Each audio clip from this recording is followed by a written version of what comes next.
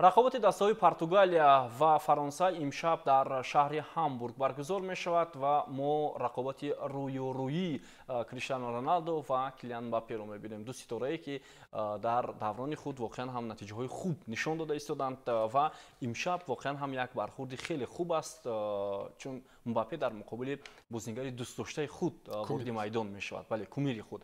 Аслан ин бори аввал нест ки ҳарду бо ҳам рӯбарӯ шуданд дар сатҳи мунтахаб, хо дар сатҳи бошгоҳӣ, вале фикр мекунам имшаб ин бозӣ куллан дигар хоҳад буд, чунки вақтҳои охир Криштиану Роналдо зери интиқод ҳам қарор гирифта истодааст ва мегӯянд ки ба ҳаят ҷалб кардани ӯ ба нафи Португалия нест.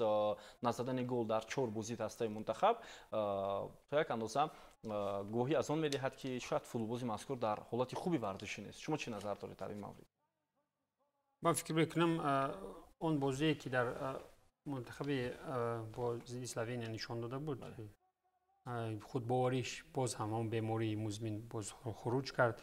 ببینید اقلا نمیموندی که یک ضربه جرمی رو یک از دیگر میزد، ممکن گل میزد که میدونست.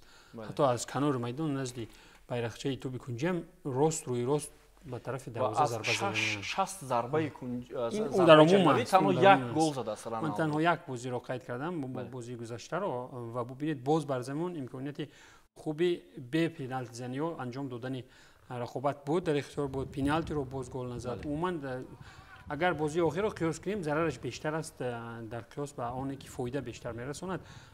و من فکر میکنم که از همون ضربه جرمی که در بازی فراهم آورده میشوند، اگر اقلا 40% را بازیگران دیگری با مهارتی که میتوانند وارد تور دروازه کنند اجرا کنند، اینجا میشود فایده رونالدو یک بازی دستاوی او. ولی که بسیار که میخواهد تشنه گل است، گل نزد است، برعکس گل نمیزند. و اسلوونیا اگر نتوانست گل زدن، دستای دیگری پرخواد از قبل فرانسه گل میزنند بعد به دروازه‌اش. بعد این در دیسری کل یک منتخب میشود. باز آرزوی درینه یک نفر یک منتخب با مهارت جوان را قربانی جایزه گیری میکنه. بله، اما بعضی بازیگران تیم منتخب پرتغالیا کلان اندیشه دیگر دارند. اونها میگن که بودن رونالدو در دسته بسیار خوب بوده است. کی مثلا؟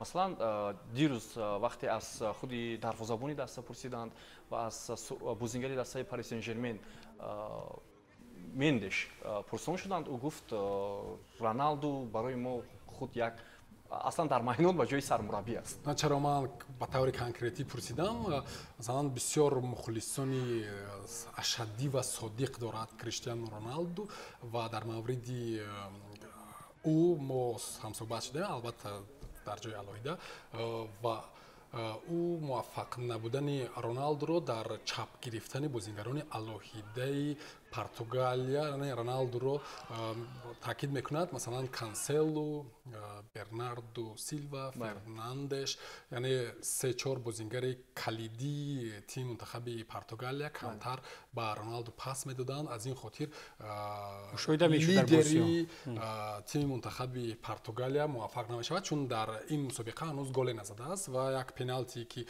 بهترین امکانیت بود و رونالدو برای گرفتن امکانیت پنالتی مثلا خیلی خرسند می شود و این 100% گل است. اما ببینید که در همین گونه حالت هم طالع او بلندی نمی کند و من همین چیز رو میخوام به همین چیز زیادتر اشاره کنم که شاید فوتبال باز یک اندازه طالعش بلندی نمی کند. به نظر شما بودن رونالدو خوب است حالا در تیم منتخب پرتغال یا برعکس؟ ببینید به خاطر رونالدو مربی را جواب دادن. مارتینز آمد و محض اطراف رونالدو بازی را براه ماند. در این مسابقه در یک بازی حتی رونالدو 20 ضربه زده است و ضربه های جریمه‌ای هم خیلی زیاد داشت، اما همیشه موفق نمی شود. خب چیزی که بر ضرر دست است. بله، پس همه وقت با او زیادتر است، لیکن گویم که بدهکاری اونجا نیست. یعنی رونالدو همین گونه پاسخ نمیدهد به همدستگانش، ضربه ها زیاد میزند، در بازی همیشه او فعال است، اما اون چیزی که از او کمتر دیده می شود پاس دادن به همدستگانش بوده است. خب در مقابل بازیگر دستبین نیست در همین پرتغالیا. خب برصد امشب بهترش این دم بازی گیرد نشان در بازی میدهد با فرانسه. این بازی نشان میدهد که تو کدام اندازه رونالدو برای پرتغالیا مهم است ولی که مهارت انفرادی بازیگر میتونه رول بازی کنه. اما سوال من این است که چرا کلیان امباپه وقتی آخر خوب بازی نمیکند؟ امور کلیان امباپه هم خوب نیست در این مسابقه. شاید همون ضربه که خورد تاثیرش و عموما ماجرا به هر صورت با بینیش ضربه خورد با پایش نیکو بسیاری ها بینیش گل نمیزند. نه با بینیش گل نمیزند که امباپه بینی عضو سر است که شاید مغز سر پیش از شکستن بینی هم مزهش نبود. به هر صورت من فکر میکنم در حالت خوب نیست کلیان امباپه. اونجا دسته در حالت خوب نیست من فکر میکنم.